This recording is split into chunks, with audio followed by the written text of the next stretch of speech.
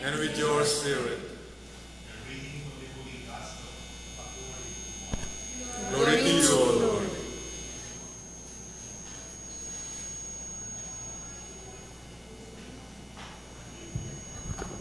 On the first day of the Feast of Unleavened Bread,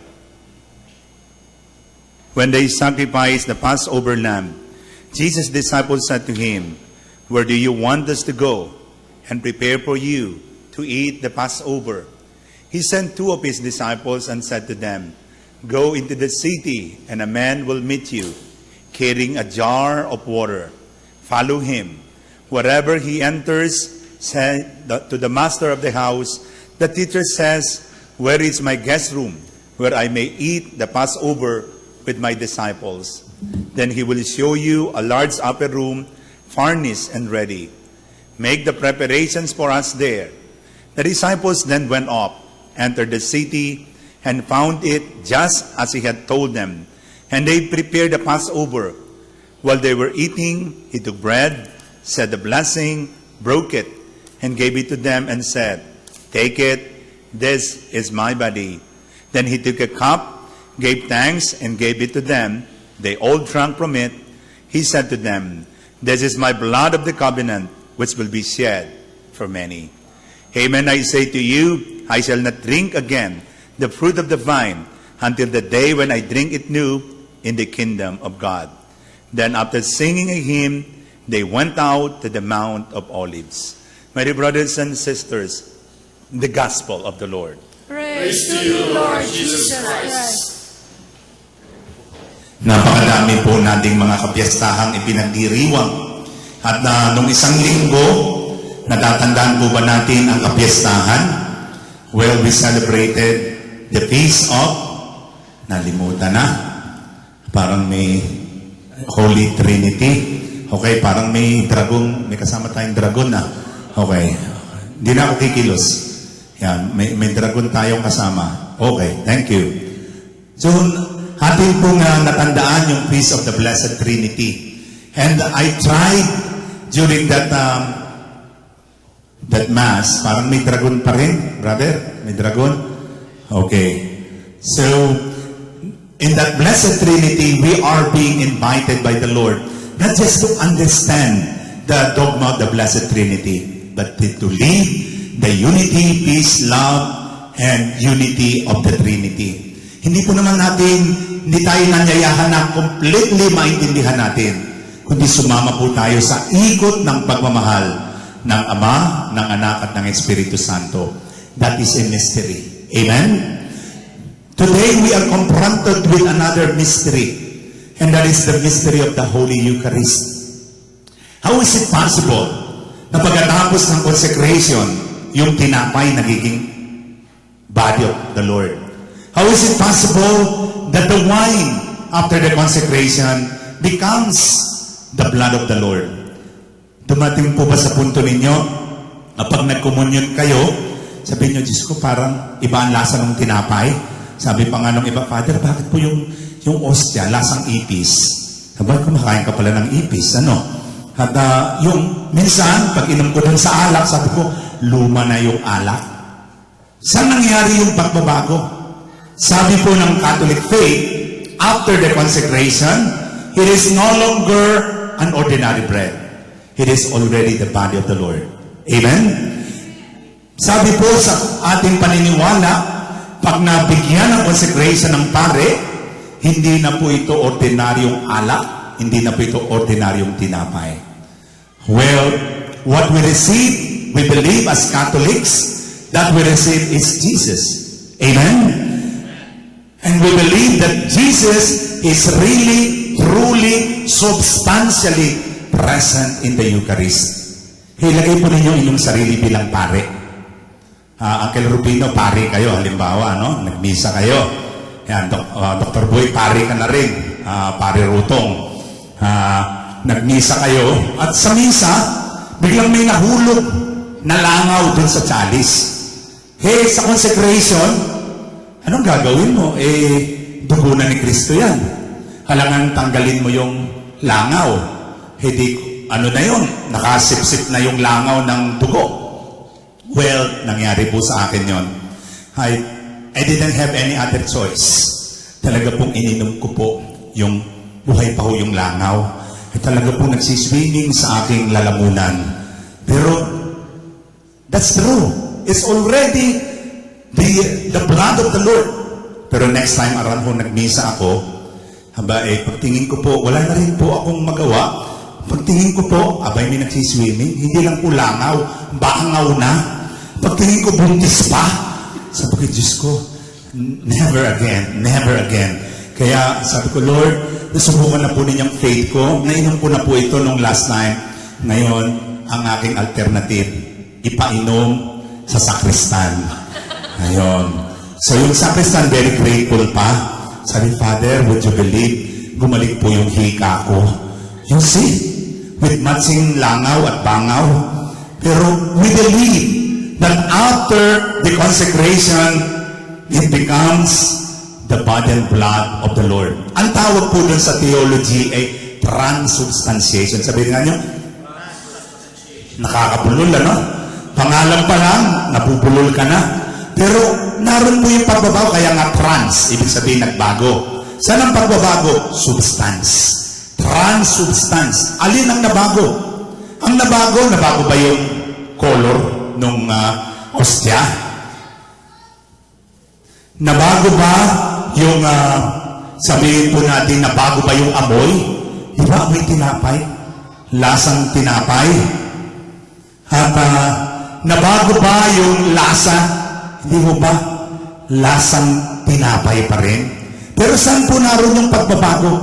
Ang pagbabago ay nasa substance. Nabago ay yung alak.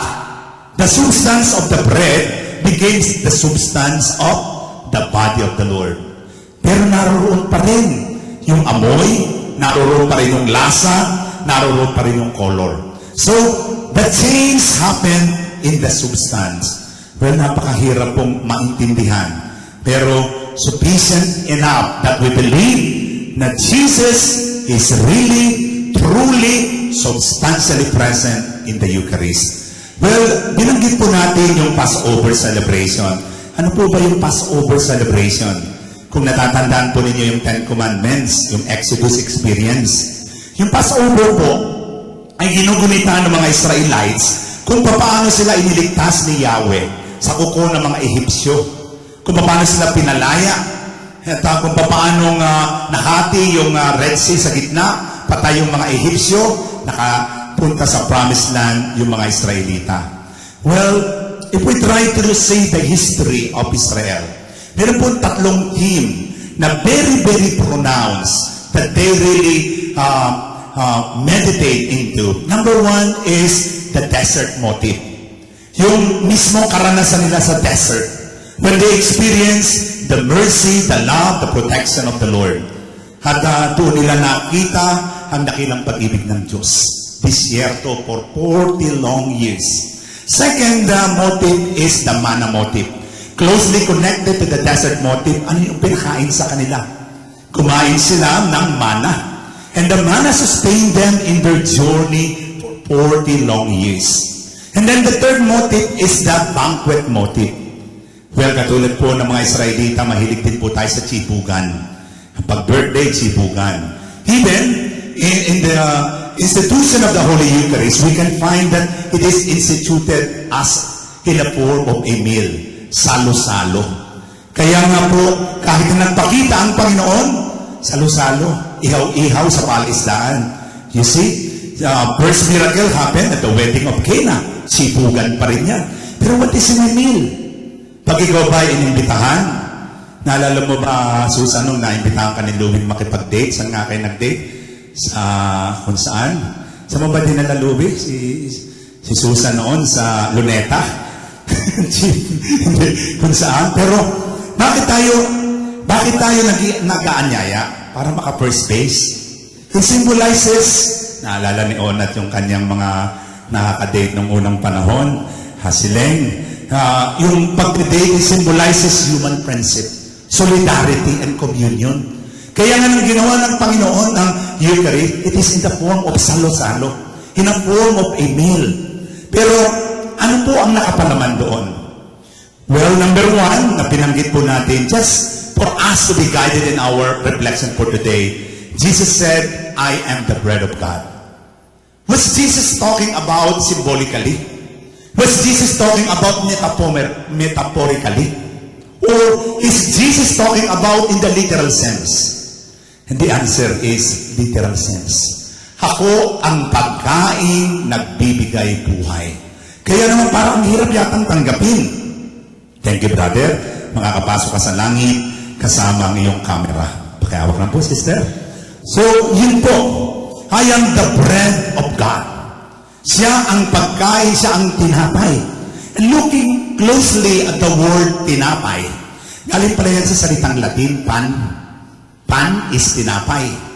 Kaya nga, pumunta tayo sa Slavic language, ang tinapay, pan Yesu, Lord Jesus. Pumunta tayo sa wikang Griego, pan means all, pandemonium. Ha? Pumunta tayo sa salitang friends, pan is associated with pain. So ang tinapay pala ay galing sa pinagpaguran ng lipak na kamay. There is an element of sacrifice, of dying. Kaya ang tinapay, anong natura ng tinapay? Kainin, ubusin, upahan, maubos. Kaya hindi ng alak. What is the nature of the bread? Of the wine rather. The wine comes from yung pinisang trigo. Tinapakan, tinungtungan, at yung pinakang katas, yun ang naging alak. That is an element of dying. And palagi ko, pinili ng Diyos na maging alak at saka tinapay for us to see our connection with Him. Na makita po natin the special connection of the Lord. Kaya nga, ano po ang mensahe sa ating lahat? We are being invited to become bread also. Ano bang uri tayo ng tinapay? Kapag medyo maliit pa, hindi ang labas mo ay pandesal. Ayun, pag medyo malaki na, pandiunan. Kapag tayo'y matamis, pandikoko. Pagka Tagalog ba, browas. Sa Sariaya, pinago. Pero anumang uri po tayo ng tinapay, the message is, we need to be broken into pieces. Kailangan mabahagi, kailangan mapiraso. So, that's the message of the bread. And Jesus is the only bread that can fill up all the gaping emptiness that we are experiencing. Si Jesus lang ang makakatugon sa lahat ng ating uhaw at gutom na nararamdaman. Looking at you right now, parang gutom na kayo. Oo nga, parang tingin nyo sa akin, parang bruwas na Pero kami, kumain na kami. Kaya, okay kami. Pero looking deeper, si Jesus lang ang titighaw sa lahat ng gutom at uhaw nating nararamdaman. Kaya pirahin mo na lahat mong pera, hindi ka pa rin maligaya. Kunin mo na lahat ng kapangyarihan, material na bagay, hindi ka pa rin maligaya. Because there's something lacking in you. Jesus can give you total peace and happiness.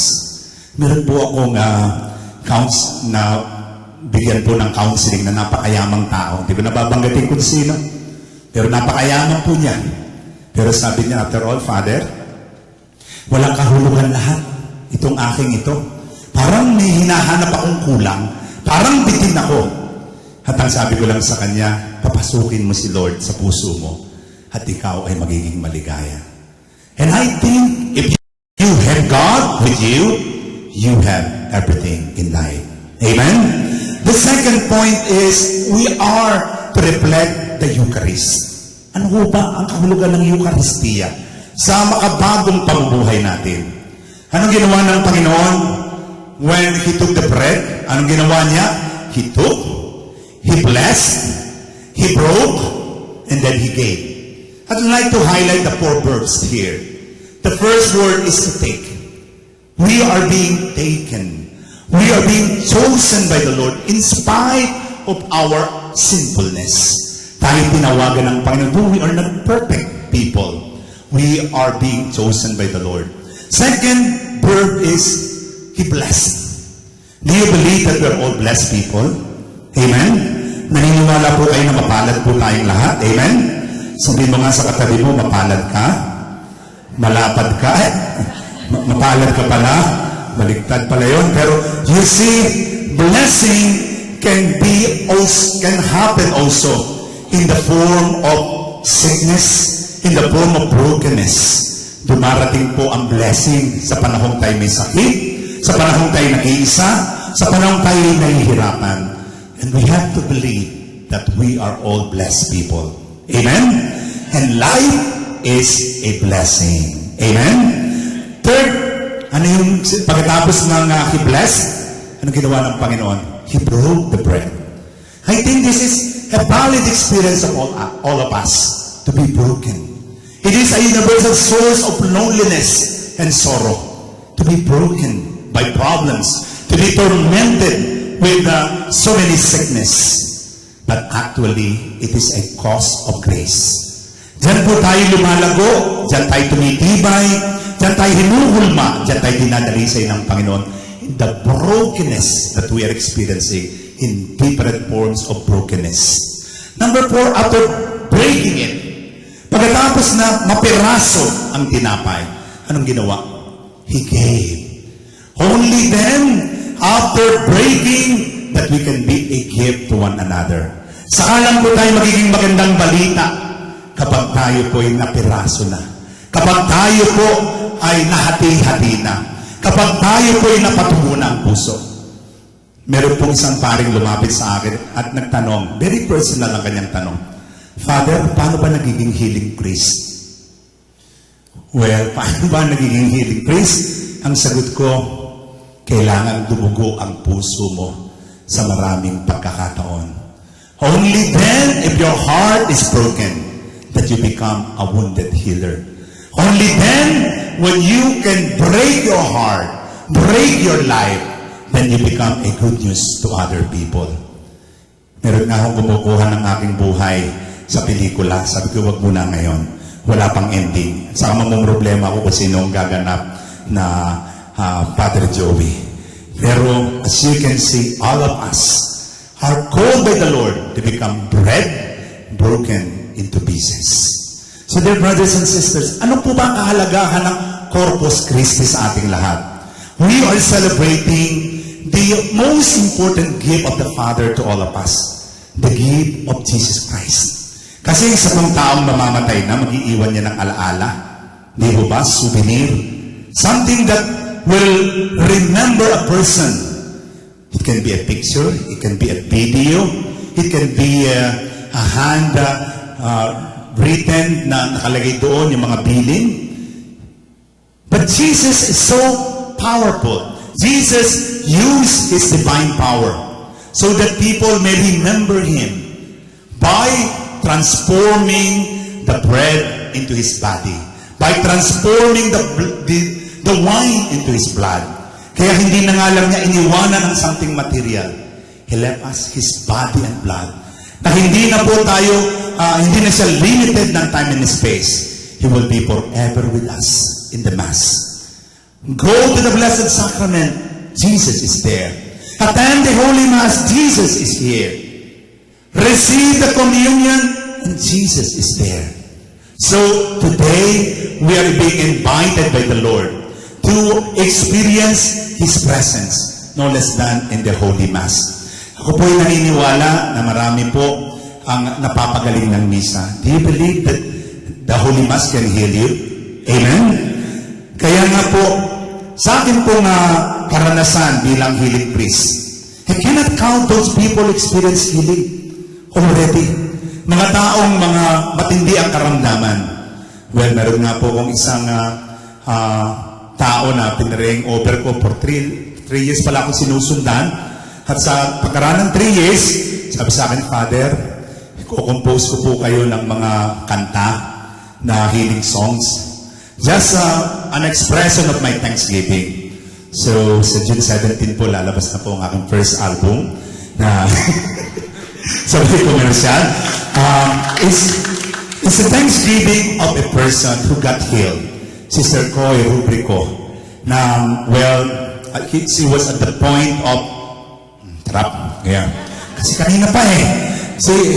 She was at the point of giving up her life because of too much depression. Pero hinipo ng Panginoon sa misa na bago ang buhay. She was able to compose 8 songs. Hindi maputo ng aking kinanta. Pasensya na po kayo. Pero this is an opening of love for all of us so that you can bring along with you the presence of Jesus. Nasa kotse ka, play mo lang sa CD mo, Jesus will be there to heal you. Nag-iisa ka sa bahay, nalulungkot ka, play that CD and you will experience the presence of the Lord. Dear brothers and sisters, marami pong himalang nagaganap sa misa. And healing can happen to you right now. You are listening. You are watching today. Jesus is healing you right now. Kayo po na nasa hospital ngayon, those who are suffering from cancer, believe Jesus can heal you. Kapatid, marami po pong himalang nagaganap. Sana po ay maisip natin, ang himala ay nagaganap sa misa. At ang tunay pong himala ay nasa pagbabago ng ating buhay. Nawa po misa ang ating dinadaluhan. Baguhin ang isip mo. Baguhin ang puso mo. Baguhin ang buhay mo. Pagalingin ang inyong mga karamdaman. May Corpus Christi Sunday inspire us always to be nourished by His body and blood. Sa Kanya po tayo kakapit. Sa Kanya tayo kukuha ng lakas. Only the body of Jesus and His blood can bring us to everlasting life forever and ever and ever. Amen. We now stand up as we prepare